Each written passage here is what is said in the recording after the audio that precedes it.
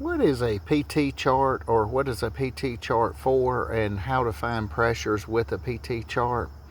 A PT chart is just simply a chart that has the types of refrigerants across the top, and then when one goes down, say the PSIG, follow this down, and once you get down to a certain level on the, say, PSIG, let's see here. Let's just say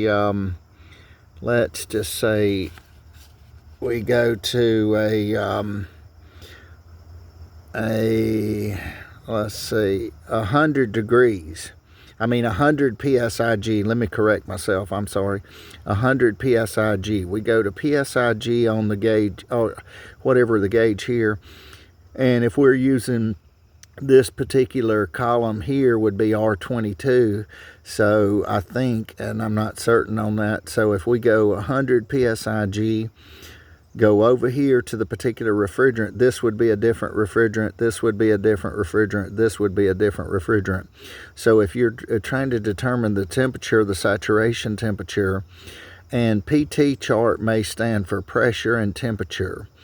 So, okay, if we go 100 PSIG, go here, we have 59 degrees. So if we, on R22. So if we go up here to 74 degrees, 72 to 74 degrees, we're between 42 to 44 degree saturation point, and this would be a good number with R22. Now, if you start going down too low, the higher pressure you note, the higher the saturation point. So the lower the pressure, the lower the saturation point. So if the pressure goes down and we go down to, say, 56 degrees, 56 PSIG, let me correct myself. If we go to 56, I think, or 58, somewhere in there, maybe 58, then we cross-reference PSIG.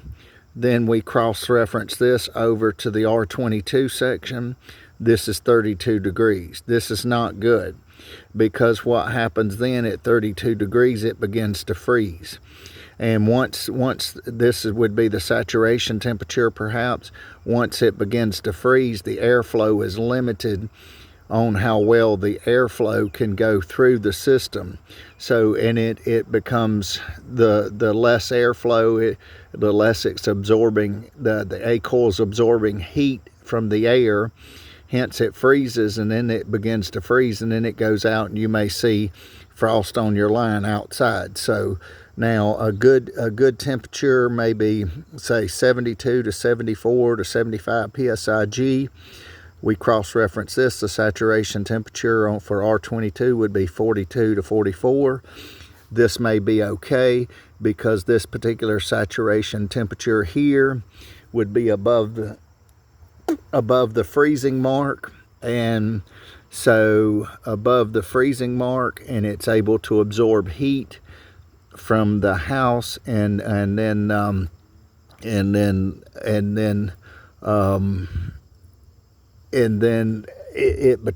vapor, the low pressure vapor will go to the compressor, and the compressor will compress it into a high pressure vapor, and then the condenser will bring air across and cool it, and the high pressure vapor should turn back into a liquid before it goes through the TXV or the metering device or whatnot, whatever one has. So to the left is PSIG.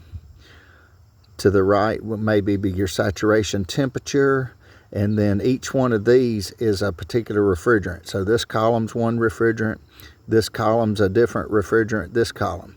So hypothetically, if we had a different type of refrigerant and we were at 70 degrees here, and then we cross-reference this over, the saturation temperature would be different. So, but you need to know what refrigerant you're using, what refrigerant the system requires, and then this would be a good number, say between 72 and 74, 75, put you between 42-ish and 44 degrees saturation temperature.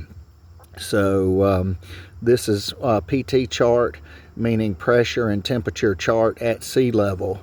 Keep in mind, when things get higher than sea level or below sea level, it may alter it a little bit, but this is just the average, the normal situation. So PT chart, pressure and temperature chart, pressure on the left, temperature on the right. Thank you for watching.